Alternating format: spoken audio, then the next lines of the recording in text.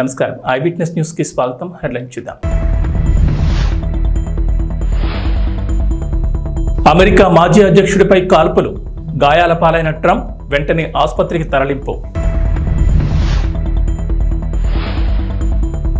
మోదీ సర్కార్ నన్ను టార్గెట్ చేసింది, ఏఐసిసి ప్రధాన కార్యదర్శి కేసీ వేణుగోపాల్ ఆరోపణ. విశాఖ వాసులకు గుడ్ న్యూస్, చంద్రబాబు పర్యటన తర్వాత మెట్రో రైల్ ప్రాజెక్టులో కదలిక. తెలంగాణకు రెయిన్ అలర్ట్, 4 రోజుల పాటు భారీ వర్షాలు. నరేంద్ర మోడీ ప్రభుత్వం తనను టార్గెట్ చేసిందని ఏఐసిసి ప్రధాన కార్యదర్శి కేసీ వేణుగోపాల్ ఆరోపించారు. తన మొబైల్ ఫోన్ లక్ష్యంగా స్పైవేర్ను గురిపెట్టిందని మండిపడ్డారు. ఈ మేరకు యాపిల్ సంస్థ నుంచి ఆయనకు వచ్చిన అలర్ట్ సందేశాన్ని సోషల్ మీడియాలో పోస్ట్ చేశారు. మోదీజీ, మీకు ప్రియమైన స్పైవేర్ను నా ఫోన్లో పంపిస్తున్నందుకు థ్యాంక్స్. మీరు పంపిన ఈ ప్రత్యేక కాను గురించి యాపిల్ ఎంతో దయతో నన్ను అప్రమత్తం చేసింది. రాజకీయ ప్రత్యర్థులు వెంటబడుతూ వారి గోప్యతతో చొరబడడం మీ సర్కార్ చేస్తున్న నేరపూరిత రాజ్యాంగ విరుద్ధ చర్య. దీన్ని మేము తీవ్రంగా వ్యతిరేకిస్తున్నామని పేర్కొన్నారు. 98 దేశాల్లోని వినియోగదారులకు ఈ అలర్ట్ మెసేజ్లను పంపిస్తున్నామని, వీటితో కలిపి 150 దేశాలకు ఇంతవరకు ఇలాంటివి పంపించామని యాపిల్ తెలిపినట్లు వేణుగోపాల్ పేర్కొన్నారు. విశాఖ వాసులకు కూటమి ప్రభుత్వం అధికారంలోకి వచ్చిన తర్వాత శుభవార్త అందించింది. ఇటీవల విశాఖలో పర్యటించిన ముఖ్యమంత్రి నారా చంద్రబాబు నాయుడు విశాఖ మెట్రో రైల్ ప్రాజెక్టుకు సంబంధించి అధికారులకు దిశానిర్దేశం చేశారు. ఈ నేపథ్యంలోనే విశాఖ మెట్రో రైల్ ప్రాజెక్టులో కొంత కదలికొచ్చింది. విశాఖ నగరాన్ని మరింత అభివృద్ధి చేసేందుకు నడుం బిగించింది. ఈ క్రమంలోనే విశాఖ పర్యటనలో మెట్రో రైల్ ప్రాజెక్టుకు సంబంధించి గతంలో నిర్ణయించిన డిజైన్లకు అధికారులు కొన్ని మార్పులు చేయనున్నారు. విశాఖలో ఎన్హెచ్ఏఐ నిర్మించే ఫ్లైఓవర్ బ్రిడ్జిల ఆధారంగా మెట్రో డిజైన్లు ఉండేలా చర్యలు చేపట్టనున్నారు. ఈ క్రమంలోనే ఎన్హెచ్ఏఐతో సమన్వయం చేసుకుని ముందుకు వెళ్లేందుకు వీలుగా అధికారులు ప్రణాళికలు చేస్తున్నారు. విశాఖ మెట్రో రైల్ ప్రాజెక్టుకు సంబంధించి సీఎం చంద్రబాబు పర్యటన అనంతరం కదలికొచ్చింది. మెట్రో రైలుకు సంబంధించి సమగ్ర ప్రాజెక్టు నివేదిక డిపిఆర్లోనూ కొన్ని మార్పులు చేసే అవకాశం ఉన్నట్లు అధికార వర్గాలు తెలిపాయి. ఉత్తరాంధ్ర ప్రాంతంలో ఉన్న ప్రాజెక్టుపై సమీక్ష నిర్వహించిన సీఎం చంద్రబాబు మెట్రో పనిని ముందుకు తీసుకువెళ్లాలన్న తన ఆలోచనలను AP metro rail corporation MD UJM రావుకు తెలిపారు. పరిపాలనకు కొత్త అయిన AP deputy CM Pawan Kalyan అన్ని వర్గాల అభిప్రాయాలను తీసుకుంటూ ముందుకు సాగుతున్నారు. తాజాగా రిటైర్డ్ ఐఏఎస్ అధికారి ఈఎస్ శర్మ రాసిన లేఖపై పవన్ కళ్యాణ్ స్పందించారు. ముడిసర్ల వద్ద జీవీఎంసీ నిర్మాణాలు పర్యావరణానికి హాని చేస్తాయని శర్మ తన లేఖలో పేర్కొన్నారు. నిత్యం వందలాది మంది ప్రజలు సందర్శించే ముడిసర్ల పార్క్ 105 రకాల పక్షులకు ఆవాస ప్రాంతమని, జీవీఎంసీ ఆ పార్కులో భవనాల నిర్మాణానికి సిద్ధమవుతోందని వచ్చిన వార్తలను ఉటంకిస్తూ ముడిసర్ల పార్కును పరిరక్షించాలని శర్మ కోరారు. రిటైర్డ్ ఐఏఎస్ అధికారి శర్మ లేఖపై పవన్ కళ్యాణ్ జీవీఎంసీ అధికారుల వివరణ కోరారు. ముడిసర్ల పార్కు వద్ద పర్యావరణానికి నష్టం కలిగించే పనులు చేయొద్దని అధికారులకు నిర్దేశించారు. అయితే ముడిసర్ల వద్ద నిర్మాణాలేవి చేపట్టడం లేదని, అలాంటి ప్రతిపాదనలేవి లేవని జీవీఎంసీ అధికారులు పవన్ తెలిపారు. ఏపీలో వైసీపీ కాంగ్రెస్ పార్టీల మధ్య సోషల్ మీడియా వేదికగా ట్వీట్ల యుద్ధం నడుస్తోంది. వైఎస్ రాజశేఖర రెడ్డి రాజకీయ వారసత్వాన్ని అందుకునే క్రమంలో వైఎస్ షర్మిల, వైఎస్ జగన్ మధ్య జరుగుతున్న పోరు కాస్త వైసీపీ వర్సెస్ కాంగ్రెస్ పార్టీగా మారిపోయింది. ఈ క్రమంలోనే వైఎస్ షర్మిల టీడీపీకి అనుకూలంగా మారిపోయారంటూ వైసీపీ నేతల కామెంట్లు, వైసీపీ సోషల్ మీడియా ట్వీట్లు పెడుతున్నాయి. ఇటీవల తల్లికి వందనం పథకం అమలుపై ఏపీసీసీ చీఫ్ వైఎస్ షర్మిల విలేకరుల సమావేశం నిర్వహించారు. ఆ సమావేశంలోనే అటు టీడీపీ, ఇటు వైసీపీ 2 పార్టీలపైన షర్మిల విమర్శలు గుప్పించారు. పనిలో పనిగా వైఎస్ జగన్ను లక్ష్యంగా చేసుకుని సైతం విమర్శలు చేశారు. దీనిపై వైసీపీ కూడా కౌంటర్ ఇచ్చింది. అయితే వైసీపీ కౌంటర్లకు వైఎస్ షర్మిల ఎక్స్ వేదిక రియాక్ట్ అయ్యారు. వైసీపీ విధానాలను ఎండగడుతూ సోషల్ మీడియా మాధ్యమం ఎక్స్లో సుదీర్ఘమైన పోస్ట్ పెట్టారు. పచ్చకామర్లు ఉన్న వారికి లోకమంతా పచ్చగా కనిపిస్తుందనే సామెతల వైసీపీ నేతల తీరుంది. తల్లికి వందనం ఉత్తర్వులపై వచ్చిన వార్తకు చంద్రబాబు సమాధానం చెప్పాలని మేము అడిగితే, బాబుకి కాంగ్రెస్ తోక పార్టీ అని ముడిపెట్టడం మీ అవగాహన రాహిత్యానికి నిదర్శనం. వైసీపీ నేతలకు కళ్ళు చెవులు ఉండి విజ్ఞత కలిగిన వాళ్ళైతే మేము చెప్పింది ఏంటో 1కి 10 సార్లు వినాలి. తల్లికి వందనం చీవో 29 క్లారిటీ లేదని, ఇంట్లో ఎంతమంది పిల్లలుంటే అందరికీ పథకం వర్తింపజేయాలని డిమాండ్ చేస్తే కూటమి ప్రభుత్వానికి కొమ్ము కాసినట్లు ఎలా అవుతుంది? మేము నిన్న ప్రెస్ మీట్ పెట్టి నిలదీశాం. అందుకే 24 గంటలు దాటకుండా సర్కార్ ప్రజలకు వివరణ ఇచ్చుకుందని షర్మిల ట్వీట్ చేశారు. తెలంగాణలో కొత్త ఆసరా పెన్షన్ల కోసం లబ్ధిదారులు ఎదురు చూస్తున్నారు. ఈ నేపథ్యంలో పంచాయతీరాజ్ గ్రామీణాభివృద్ధి మంత్రి సీతక్క కీలక ప్రకటన చేశారు. ప్రభుత్వం అర్హులకే పింఛన్లు అందజేస్తుందని వెల్లడించారు. ప్రతి పైసా అర్హులకే దక్కాలన్నది తమ ప్రభుత్వ లక్ష్యమన్నారు. పెన్షన్ల పంపిణీలో అక్రమాలను అరికట్టడంతో పాటు ఎప్పటికప్పుడు కొత్తగా లబ్ధిదారుల జాబితాను నవీకరిస్తున్నట్లు వెల్లడించారు. గత ప్రభుత్వ హయాంలో జరిగిన పొరపాట్లను సరిదిద్దామని, అర్హులకే పింఛన్లు అందజేస్తామని అన్నారు. సంక్షేమ ఫలాలు అవసరమైన వారికి దక్కేలా కఠిన చర్యలు తీసుకుంటామన్నారు. ప్రజల నుంచి ఎప్పటికప్పుడు ఫీడ్బ్యాక్ తీసుకుంటూ మానవీయ కోణంలో తమ పాలనను సాగిస్తున్నట్లు వెల్లడించారు. త్వరలోనే లబ్ధిదారులకు కొత్త పెన్షన్లు మంజూరు చేయడంతో పాటు పెన్షన్ల పంపిణీ ఉంటుందని చెప్పారు. ఇక గత ప్రభుత్వం అనర్హులకు కూడా పెన్షన్లు మంజూరు చేసిందని రేవంత్ సర్కార్ ఆరోపిస్తోంది. పేద కుటుంబాల వారికి అందాల్సిన ఆసరా పింఛన్లు దుర్వినియోగమైనట్లు గుర్తించింది. ప్రభుత్వ నిబంధనలకు విరుద్ధంగా ప్రభుత్వ ఉద్యోగాలు చేసేవారు, వారి కుటుంబ సభ్యులు, ప్రభుత్వ కుటుంబ పింఛను పొందుతున్న వారు కూడా ఆసరా పెన్షన్ తీసుకున్నట్లు ప్రాథమికంగా గుర్తించారు. తెలంగాణ వ్యాప్తంగా మొత్తం 5,650 మంది ప్రభుత్వ ఉద్యోగులు తమ రిటైర్మెంట్ పింఛన్తో పాటు ప్రభుత్వం అందించే ఆసరా పింఛన్లు కూడా అందుకున్న జాబితాలో వెల్లడైంది. వీరిలో 3,824 మంది చనిపోగా మిగతా 1,826 మంది 2 పింఛన్లు అందుకుంటున్నట్టు తెలిసింది. ఈ మేరకు దీనిపై విచారణకు ఆదేశించారు. విచారణలో వాస్తవాలు బయటపడితే పింఛన్ రద్దు చేయడంతో పాటు గతంలో మంజూరు చేసిన పింఛన్లు రికవరీ చేయనున్నట్లు తెలిసింది. జాబ్ నోటిఫికేషన్లపై సీఎం రేవంత్ రెడ్డి కీలక ప్రకటన చేశారు. హైదరాబాద్లో నుంచి ANTU పరిధిలోని ఇంజనీరింగ్ కళాశాల యాజమాన్యాలతో నిర్వహించిన సదస్సులో పాల్గొన్న సీఎం ఉద్యోగాల నోటిఫికేషన్లపై ఫుల్ క్లారిటీ ఇచ్చారు. వచ్చే అసెంబ్లీ సమావేశాల్లో జాబ్ క్యాలెండర్ ప్రకటిస్తామని, అది కూడా UPSC తరహాలో తీసుకురానున్నట్లు రేవంత్ రెడ్డి ప్రకటించారు. ఈ జాబ్ క్యాలెండర్కు చట్టబద్ధ కల్పిస్తామన్నారు. మార్చి నెలాఖరులోగా అన్ని శాఖల్లో ఉన్న ఖాళీల వివరాలు తెప్పిస్తామని పేర్కొన్నారు. ప్రతి ఏడాది మార్చి 31 వరకు అన్ని శాఖల్లో ఉన్న ఖాళీలను గుర్తించి జూన్ 2 లోపల నోటిఫికేషన్లు ఇచ్చి డిసెంబర్ లోపల అన్ని ఖాళీలను భర్తీ చేసేలా జాబ్ క్యాలెండర్ తీసుకురావడమే కాకుండా దానికి చట్టబద్ధ కల్పిస్తున్నామని వివరించారు. ఇదిలా ఉంటే గ్రూప్ 1 మెయిన్స్ విషయంలోనూ సీఎం రేవంత్ రెడ్డి క్లారిటీ ఇచ్చారు. ఇచ్చిన నోటిఫికేషన్ ప్రకారమే ఉద్యోగాలు భర్తీ చేస్తామని స్పష్టం చేశారు. గత ప్రభుత్వం ఇచ్చినట్లుగానే 1:50 నిష్పత్తిలో ఉద్యోగాలు భర్తీ చేస్తామని తెలిపారు. ఇప్పుడు కొందరు 1:100 నిష్పత్తిలో పిలవాలని కోరుతున్నారని, అలా పిలిస్తే ప్రభుత్వానికి ఎలాంటి నష్టం లేదని చెప్పుకొచ్చారు. అయితే అలా పిలిచిన మరుక్షణమే కోర్టు ఆ ప్రక్రియను ఆపేస్తుందని వివరించారు. దానివల్ల మళ్లీ మొదటికి వస్తుందని, 2011లో మొదలుపెట్టిన గ్రూప్ 1 పరీక్షలను 2024లో కూడా పూర్తి చేసుకోలేమని పేర్కొన్నారు. కోచింగ్ సెంటర్ యజమాని ఆమరణ నిరాహార దీక్ష చేస్తా అంటారు పరీక్షలు వాయిదా వేయమని. నేను అడిగిన ఆయన హాల్ టికెట్ ఏముందో తీయరా, దేనికి రాసిండో పాపం మాట్లాడదామని. లేదు సార్, ఆయన కోచింగ్ సెంటర్ ఉంది, ఆయనకు 2 నెలలు పోస్ట్ పోన్ చేస్తే DSC 100 కోట్లు లాభం వస్తుందంట, 2 నెలలు ఆయనకు 100 కోట్ల ఆదాయాన్ని మీరు దెబ్బతీసారట అని ఒక్క ఆయన గురించే చెప్పారు. ఇంకొక ఆయన దీక్ష కూర్చున్నాడు. ఏందే ఆయన మన పార్టీలోనే ఉండే మనటి వరకు ఆయనేం పరీక్షలు రాస్తున్నాయనంటే, నువ్వు పార్టీలో ఏం ఉద్యోగం ఇవ్వలేదంటే సార్, ఇప్పుడు నిన్ను గిల్లడమే ఆయన పైన అంటే, అందుకే ఆయన దీక్ష కూర్చున్నాడు సార్ అన్న. ఇంకో పిల్లగాడు కూర్చున్నాడు, గాంధీ హాస్పిటల్లో చేరాడు. అరే పాపం, నాకు తెలిసినోడు ఆ పిల్లగానికి ఏమన్నా కానీ ఏం పరీక్ష రాస్తుండే, అవసరం అయితే స్పెషల్ కోచింగ్ అని ఇప్పిద్దామంటే ఆయన ఏం పరీక్ష రాస్తున్నాడు సార్, ఆయనకు లీడర్ చెప్పినట్టు నువ్వు చేస్తే బాగా పేరు వస్తుంది, నీకు నేను చూసుకుంటా పో అని. నిన్న మన 3 దీక్ష చేస్తే 3 గురించి వివరాలు తెప్పించినాను. ఆ 3లో ఏ ఒక్కడు కూడా ఏ పరీక్ష రాస్తలేడు. తెలంగాణ విద్యార్థులకు సీఎం రేవంత్ రెడ్డి శుభవార్త వినిపించారు. ఈ విద్యా సంవత్సరం నుంచి ఎలాంటి పెండింగ్లు లేకుండా ఫీజు రియంబర్స్మెంట్ వేస్తామని రేవంత్ రెడ్డి ప్రకటించారు. శుక్రవారం ANTU పరిధిలోని ఇంజనీరింగ్ కాలేజీల యాజమాన్యాలతో నిర్వహించిన క్వాలిటీ ఇంజనీరింగ్ సదస్సులో రేవంత్ పాల్గొన్నారు. ఈ సందర్భంగా ప్రసంగించిన రేవంత్ రెడ్డి ఇంట్రెస్టింగ్ కామెంట్ చేశారు. దేశంలో తొలిసారి ఫీజు రియంబర్స్మెంట్ విధానం ప్రవేశపెట్టింది కాంగ్రెస్ ప్రభుత్వమేనని రేవంత్ రెడ్డి చెప్పుకొచ్చారు. అయితే గత ప్రభుత్వం ఫీజు రియంబర్స్మెంట్ నిధులు విడుదల చేయకుండా చాలా వరకు పెండింగ్ పెట్టిందని, తద్వారా కళాశాలలు తీవ్ర ఇబ్బందులు ఎదుర్కొన్నాయని తెలిపారు. అయితే ప్రస్తుత విద్యా సంవత్సరం నుంచి బకాయిలు లేకుండా ఫీజు రియంబర్స్మెంట్ చేయాలని అధికారులకు ఆదేశాలు ఇస్తున్నట్లు చెప్పుకొచ్చారు. ఇక బకాయిలను కూడా 1 టైం సెటిల్మెంట్ చేసేలా మంత్రి శ్రీధర్ బాబుకు బాధ్యతలు ఇవ్వనున్నట్లు తెలిపారు. ఈ విషయంపై ఆర్థిక శాఖతో మాట్లాడి ఓ కొలికి తీసుకొచ్చేలా చూడాలని శ్రీధర్ బాబుకు USFI రాష్ట్ర కన్వీనర్ ఎస్పోదే అధ్యక్షుని రాష్ట్ర కమిటీ సమావేశం విజయవాడలోని ఇబ్రహీంపట్నం సంఘం కార్యాలయం నందు నిర్వహించారు. అక్టోబర్ 18, 19 జాతీయ మహాసభలను విజయవాడ నగరంలో నిర్వహించాలని నిర్ణయించారు. అందుకు సంబంధించిన USFI డోర్ స్టిక్కర్స్ను రాష్ట్ర కార్యవర్గం ఆవిష్కరించింది. ఈ జాతీయ మహాసభల్లో విద్యార్థి యువకులు అత్యధికంగా పాల్గొనాలని, NDA ప్రభుత్వం అనుసరిస్తున్న విద్యా వ్యతిరేక విధానాలను విద్యార్థులు మేధావులు తిప్పికొట్టాలని, రాష్ట్ర వ్యాప్తంగా ఉన్న సాంఘిక సంక్షేమ హాస్టళ్లలో ఉన్న సమస్యలను తక్షణమే పరిష్కరించాలని, కాస్మెటిక్ ఛార్జీలను విడుదల చేయాలని, తిరిగి పాత పద్ధతిలోనే ఫీజు రియంబర్స్మెంట్ను పునరుద్ధరించాలని, రాష్ట్ర వ్యాప్తంగా యూనివర్సిటీలలో ఖాళీగా ఉన్న వైస్ ఛాన్సలర్ మరియు అధ్యాపకుల ఖాళీలను భర్తీ చేయాలని, ప్రతి యూనివర్సిటీకి 200 కోట్ల కేటాయింపుతో అభివృద్ధికి పాటుపడాలని డిమాండ్ చేశారు. అఖిల భారత మహాసభలను విజయవంతం చేయడానికి విజయవాడ ప్రజలు, ఇతర ప్రాంతాల ప్రజలు ఆర్థికంగా సహాయ సహకారాలు అందజేయాలని విజ్ఞప్తి చేశారు. ఈ సమావేశానికి వివిధ జిల్లాల నుంచి విద్యార్థి నాయకులు హాజరయ్యారు.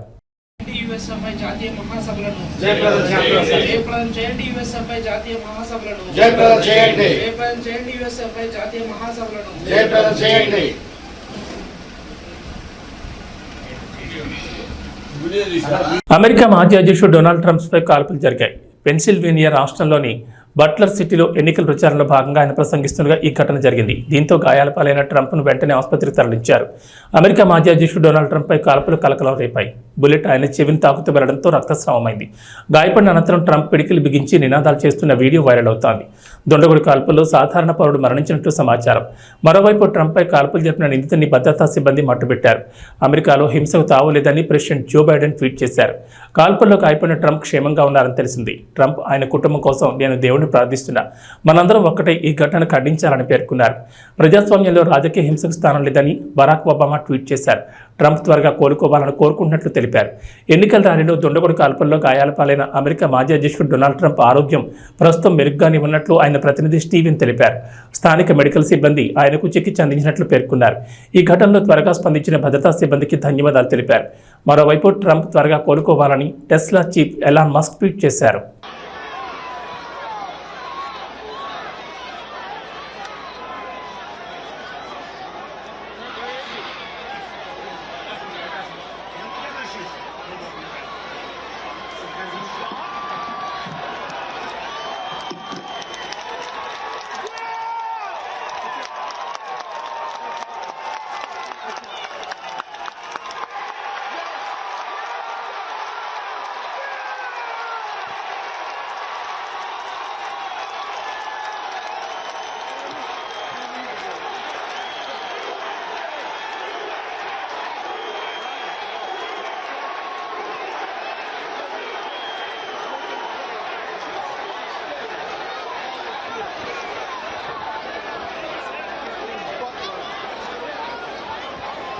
ముగ్గురు దీక్ష చేస్తే దాంట్లో ఒక్కరు కూడా ఏ పరీక్ష రాయట్లేదు. కోచింగ్ సెంటర్ యజమాని పరీక్ష వాయిదా వేయమని ఆమరణ నిరాహారదీక్ష చేస్తున్నాడు. నేను ఆయన ఏ పరీక్ష రాస్తున్నాడని అడిగితే ఆయనకి కోచింగ్ సెంటర్ ఉంది, 2 నెలలు డిఎస్సి పోస్ట్ పోన్ చేస్తే 100 కోట్ల లాభం వస్తుందని చెప్తున్నారు.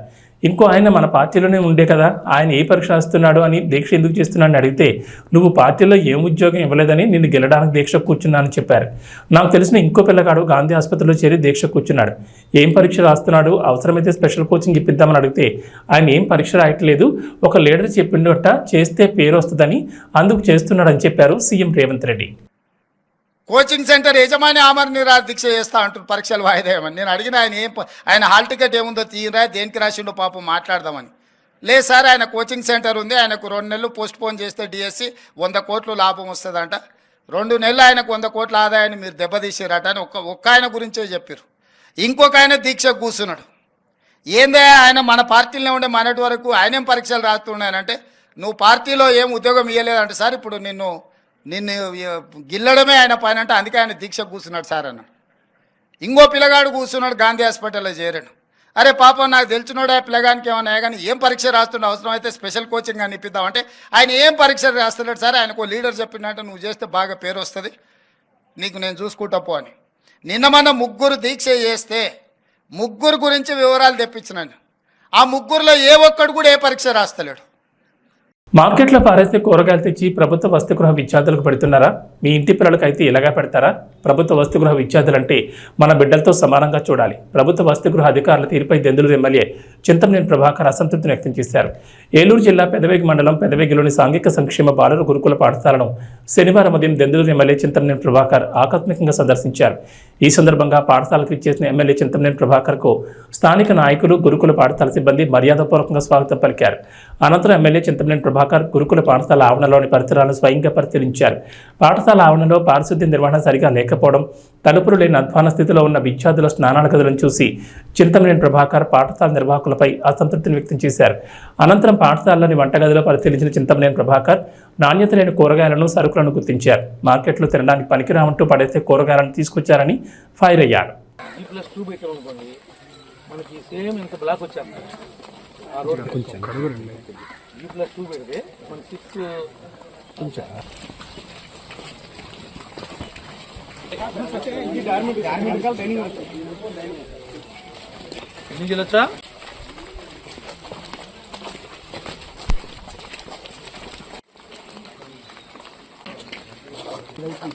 మీకు బాధ్యత లేదా?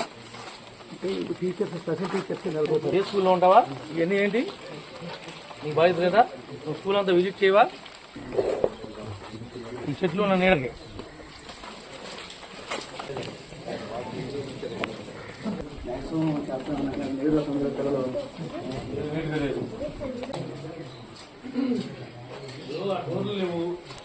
సార్ ఇవన్నీ వీడియో తీసి ఫోటో తీసి పెట్టు.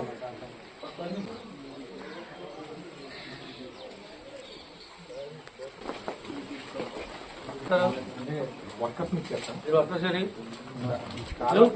ఉండాలి కదా, వర్కర్స్ మీరు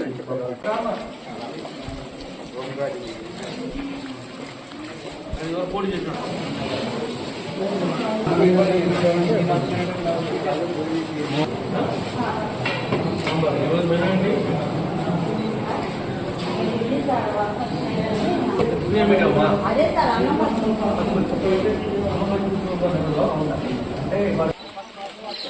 ఎవరు సప్లై రావడేది?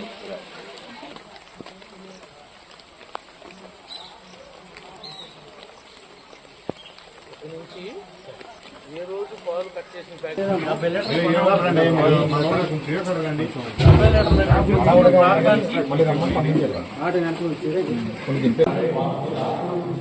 నలభై ప్యాకెట్లు తెచ్చి పిల్లలకు పాలు రైస్ మిల్ బాగున్నాయా?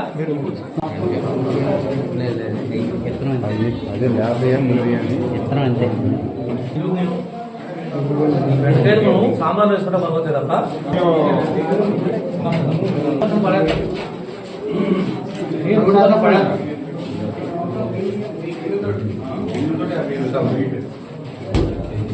అలాంటి ఇన్స్పెక్షన్ లేకుండా మీ పర్యవేక్షణ లేకుండా ఈ రకమైనటువంటి పద్ధతుల్లో మీరు నడిపేటట్టయితే కనుక చదువుకోవచ్చు. మీరు కూడా ఇంకా బెండకాయలు ఏంటి, ఆనకాయ ఏంటి, రోడ్డు పక్కన పడేసి కాయలు కొని కూర్చొచ్చి పిల్లలు పెడతారా మీరు?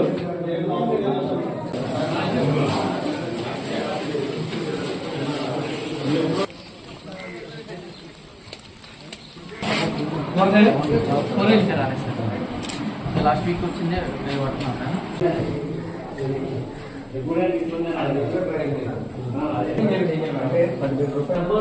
గవర్నమెంట్ పంపించాల్సిందా? వాటర్ ప్లాంట్ మామూలుగా ఇంటర్వ్యూ టైంలో ఆ టైంలో మళ్ళీ మంచి చేస్తారు కదా.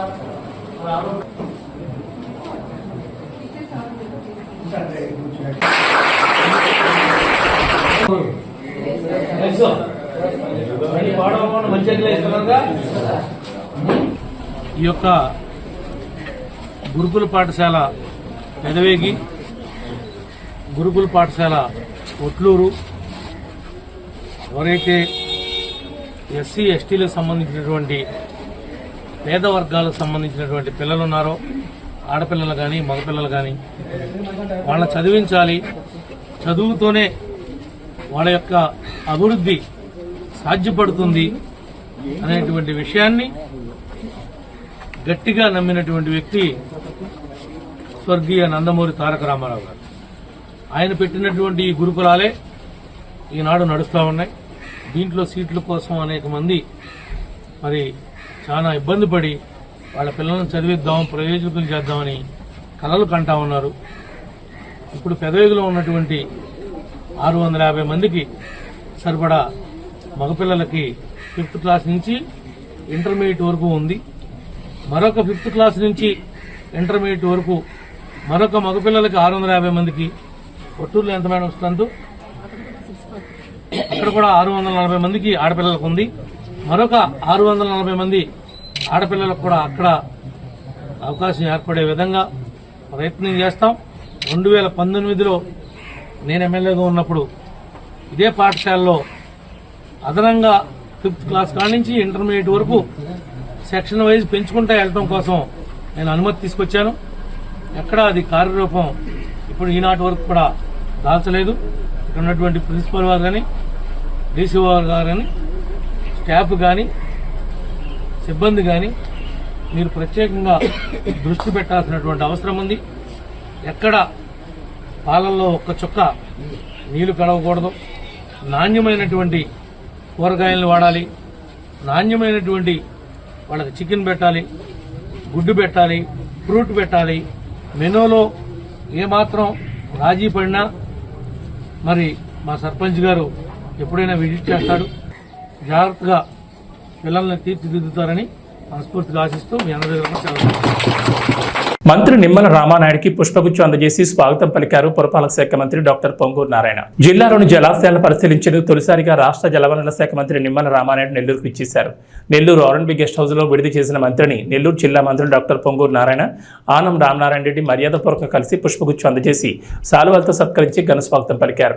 అనంతరం పలు విషయాలతో పాటు జిల్లాలో ఉన్న జలవనరులపై సుదీర్ఘంగా చర్చించుకున్నారు. వారి వెంట ఎంపీ వేమిరెడ్డి ప్రభాకర్ రెడ్డి, జాతీయ ప్రధాన కార్యదర్శి కార్యదర్శి బేత రవిచంద్ర, ఎమ్మెల్యేలు సోమిరెడ్డి చంద్రమోహన్ రెడ్డి, దగ్గుబాటి కృష్ణారెడ్డి, వేమిరెడ్డి ప్రశాంత్ రెడ్డి, జిల్లా అధ్యక్షుడు అబ్దుల్ అజీజ్తో పాటు జిల్లా కలెక్టర్ ఆనంద్ ఉన్నారు.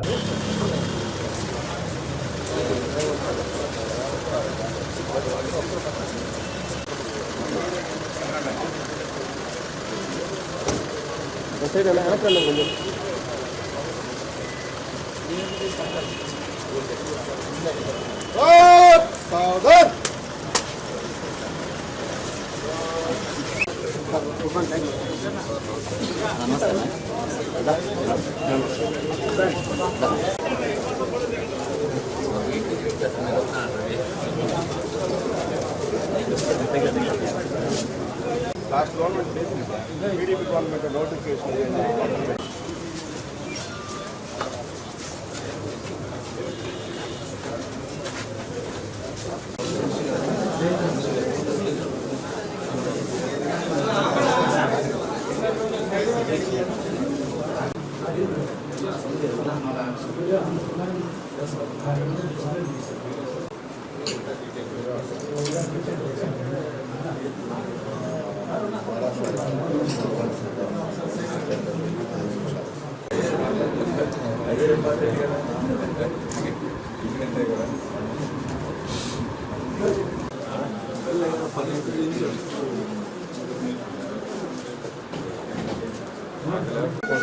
అన్న సైడ్ అన్న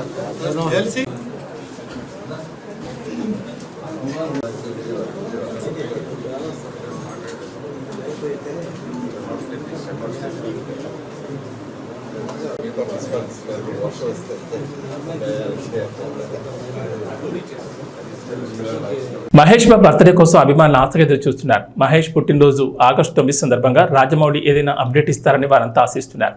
మహేష్ సైతం టోటల్గా జక్కని చెప్పిన స్టైల్లోకి మారిపోతున్నాడు. బాడీ పెంచేస్తున్నాడు అనిపిస్తోంది. లుక్ అయితే పూర్తిగా మార్చేస్తున్నట్లుగా కనిపిస్తోంది. SSMB 29కి సంబంధించిన అప్డేట్ బర్త్డే సందర్భంగా వస్తుందా అని అభిమానులు అయితే ఆరాలు తీస్తున్నారు. ఈ క్రమంలో ఓ వార్త నెట్టింట్లోకి వచ్చేసింది. మహేష్ బాబు బర్త్డే సందర్భంగా ఒక సినిమాను రిలీజ్ చేయడం ఆనవాయితీగా వస్తోంది. ఇలానే రిలీజ్ చేసిన మహేష్ బాబు ఒకడు, పోకిరి, బిజినెస్ మ్యాన్ సినిమాలు బ్లాక్ బస్టర్లుగా నిచ్చాయి.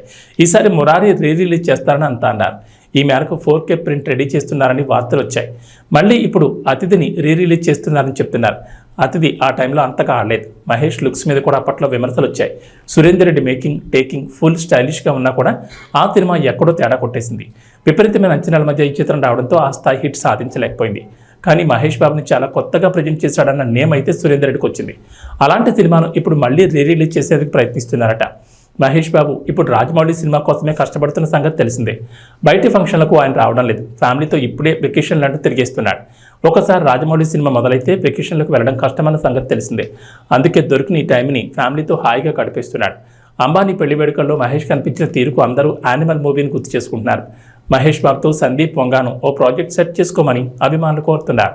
ఇంగ్లాండ్ వేదికగా జరిగిన world championship of legends 2024 tourney విజేతగా ఇండియా ఛాంపియన్స్ అవతరించింది. బర్మింగ్ హోమ్ వేదికగా జరిగిన ఈ తుది పోరులో భారత్ జట్టు పాకిస్తాన్ ఛాంపియన్స్ ను చిత్తు చేసింది. దీంతో టైటిల్ సాధించింది. ఈ మ్యాచ్లో తొలుత బ్యాటింగ్ చేసిన పాకిస్తాన్ ఛాంపియన్స్ నిర్ణీత 20 ఓవర్లలో 6 వికెట్ల నష్టానికి 156 పరుగులు చేసింది. అనంతరం భారత్ మరో 5 బంతులు మిగిలి ఉండగానే 5 వికెట్లు కోల్పోయి లక్ష్యాన్ని ఛేదించింది. ఈ మ్యాచ్లో టాస్ గెలిచిన పాకిస్తాన్ ఛాంపియన్స్ కెప్టెన్ యూనిస్ ఖాన్ తొలుత బ్యాటింగ్ ఎంచుకున్నాడు. అయితే టాస్ గెలిచి బ్యాటింగ్ ఎంచుకున్న జట్టుకు ఇన్నింగ్స్ సాఫీగా సాగలేదు. వరుసగా వికెట్లు కోల్పోయిన జట్టు కష్టాల్లో పడింది. భారత బౌలర్లు కట్టుదిట్టంగా బంతులేయడంతో పాకిస్తాన్కు పరుగులు రావడం కష్టమైంది. షోయబ్ మాలిక్ 36 బంతుల్లో 41 రన్స్ చేసి టాప్ స్కోరర్గా నిలిచాడు. భారత బౌలర్లో అనురీత్ సింగ్ 3 వికెట్లు తీగా వినయ్ కుమార్, పవన్ నేగి, ఇర్ఫాన్ పఠాన్ 1 వికెట్ పడగొట్టారు. టోర్నీలో మెరుగైన ప్రదర్శన చేసిన పాకిస్తాన్ భారత్తో మ్యాచ్ అనేసరికి మరోసారి ఒత్తిడికి చిత్తైంది. లీగ్ దశలో ఆ జట్టు చేతిలో ఎదురైన పరాభవానికి భారత జట్టు ప్రతీకారం తీర్చుకుంది. ఇక వాతావరణ విషయానికి వస్తే తెలంగాణకు హైదరాబాద్ వాతావరణ కేంద్ర అధికారులు రెయిన్ అలర్ట్ జారీ చేశారు. ఇవాటి నుంచి 4 రోజుల పాటు వర్షాలు కురుస్తాయని చెప్పారు. నైరుతి రుతుపవనాల విస్తరణకు తోడు ధోని ప్రభావంతో రాష్ట్ర వ్యాప్తంగా 4 రోజుల పాటు వర్షాలు కురుస్తాయని చెప్పారు. నేటి నుంచి బుధవారం వరకు వర్షాలు ఛాన్స్ ఉందని చెప్పారు. కొన్ని జిల్లాల్లో భారీ వర్షాలు కురిసే అవకాశం ఉందన్నారు. ఇవాళ సంగారెడ్డి, మెదక్, కామారెడ్డి, మహబూబ్నగర్, నాగర్ కర్నూలు, నిర్మల్, నిజామాబాద్, వికారాబాద్ జిల్లాలో భారీ వర్షాలు కురుస్తాయని పేర్కొన్నారు. గంటకు 30 నుంచి 40 కిలోమీటర్ల వేగంతో ఎదురుగాలు వీస్తాయన్నారు. ఉరుములు, మెరుపులతో తోడు పిడుగులు పడే అవకాశం ఉందని అప్రమత్తంగా ఉండాలన్నారు. పొలం పనులకు వెళ్లేవారు చెట్ల కింద ఉండకూడదని సూచించారు. ఇక సోమవారం మెదక్, కామారెడ్డి, జనగామ, సిద్దిపేట జిల్లాలోని కొన్ని ప్రాంతాల్లో భారీ వర్షాలకు ఎక్కువగా అవకాశాలున్నాయన్నారు. ఇవి బులెటిన్ విశేషాలు. నమస్కారం.